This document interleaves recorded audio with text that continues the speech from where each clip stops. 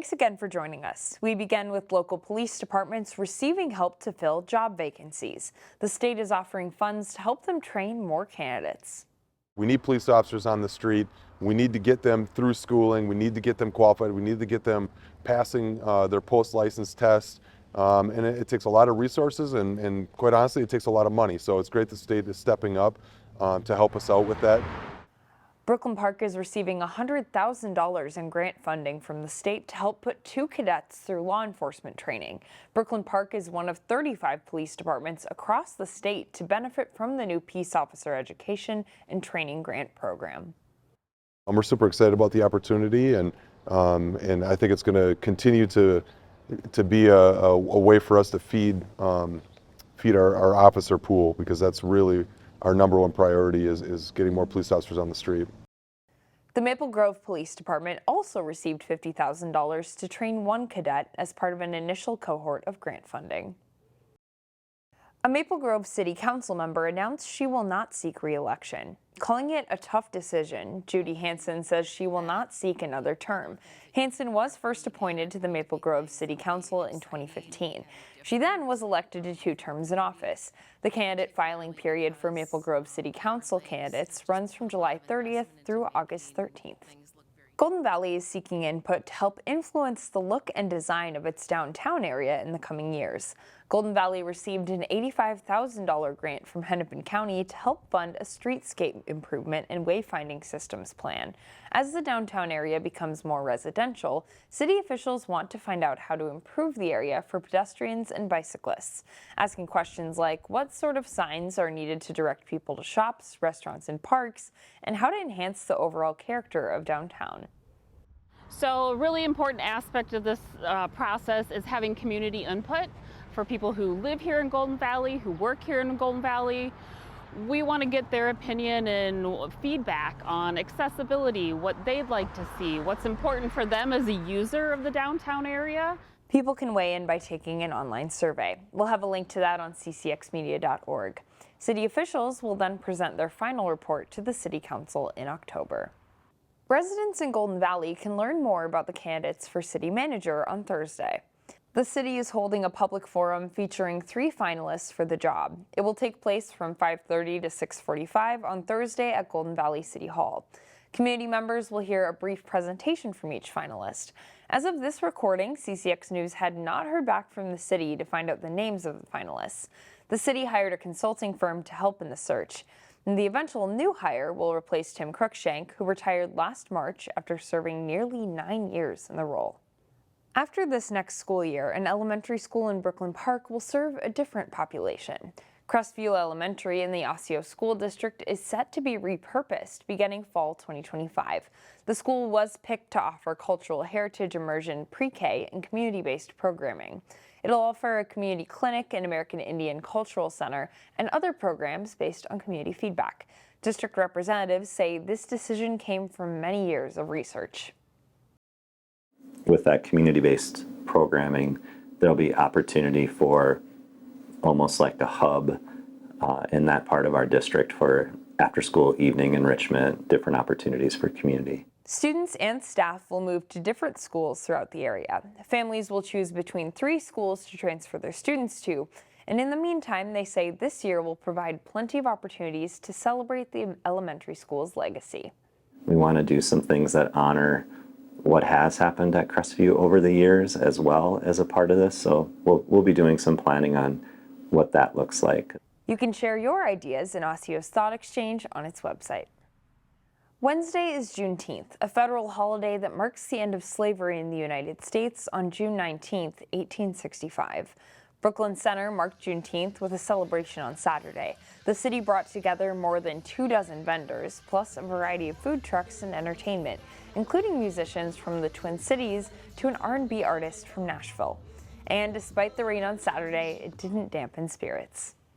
With the City of Brooklyn Center and how diverse we are, we want to make sure that we include everybody that lives in this community. And so having a Juneteenth event like this is very important to the African American community in particular. Our Brooklyn Center spokesperson added the vendor turnout was bigger this year and is excited to see the event grow next year.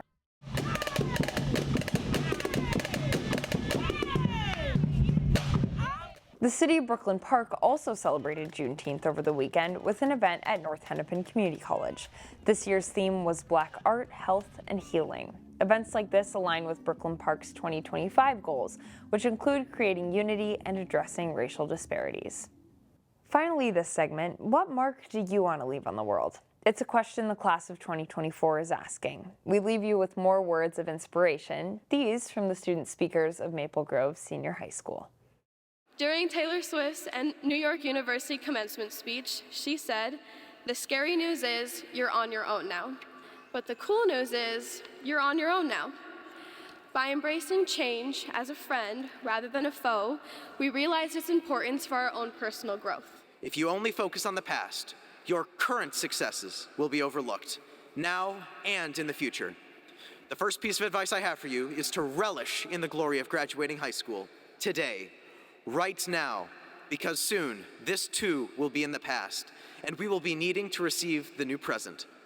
The second and last piece of advice I have is to make the most of every moment you have, and to give your best effort forth with the time you have left.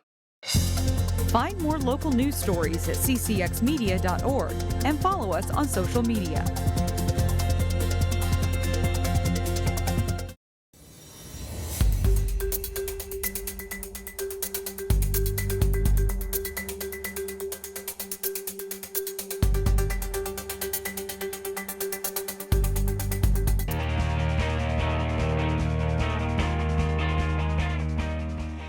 The Wayzata baseball team was unbeaten coming into the state Class 4A semifinals. Jay Wilcox has highlights from a thriller.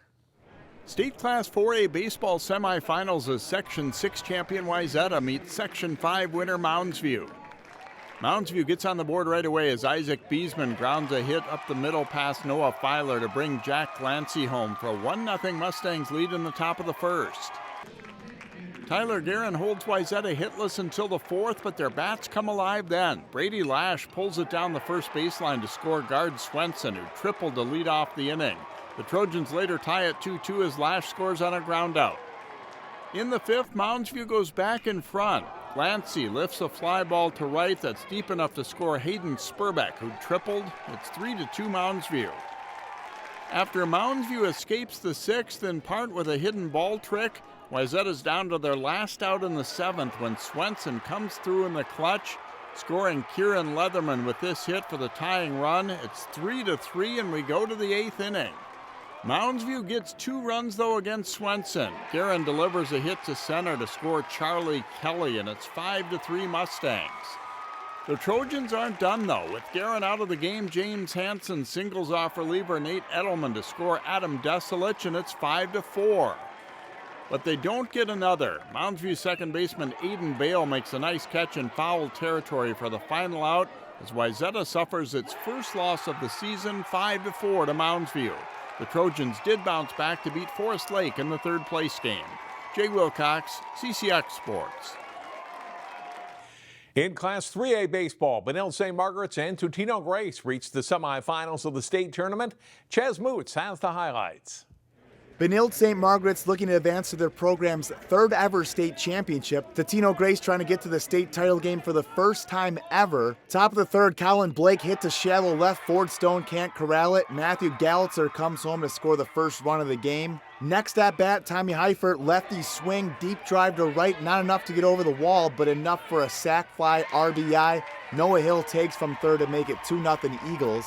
Still in the third, TG looking for more. Jake Rance pulls one to left. This time Stone is able to track the ball down and make a beautiful sliding catch to end the inning. Top six, still 2-0. Lucas Guggenberger and Connor Arming pitched great games, combining to only allow 7 hits and striking out 4. But Rance and the Totino Grace defense was even better. Only 64 pitches thrown by Rance, a lot of early flyouts and groundouts. The Eagles shut out Benilde 2-0 and are heading to their first ever state championship. It's been an impressive run after a tough start to the season. To start the season 0-5, things weren't going the way we wanted to, but we weren't losing games horribly. We were losing games by 1 run or 2, and we were all in those games. The second half, we just turned it up and we played baseball the way we should play baseball. In Chaska, Chaz Moots, CCX Sports. The Benilde St. Margaret's boys lacrosse team lost in the state semifinals a year ago. The Red Knights were determined to finish the job this season. A rainy afternoon for the state lacrosse final as BSM met the defending state champions Lakeville North for the title. First quarter, Benilde's Gus Bell gets free. He goes low with his shot. It's past the goalie and in. 2-0 Red Knights early.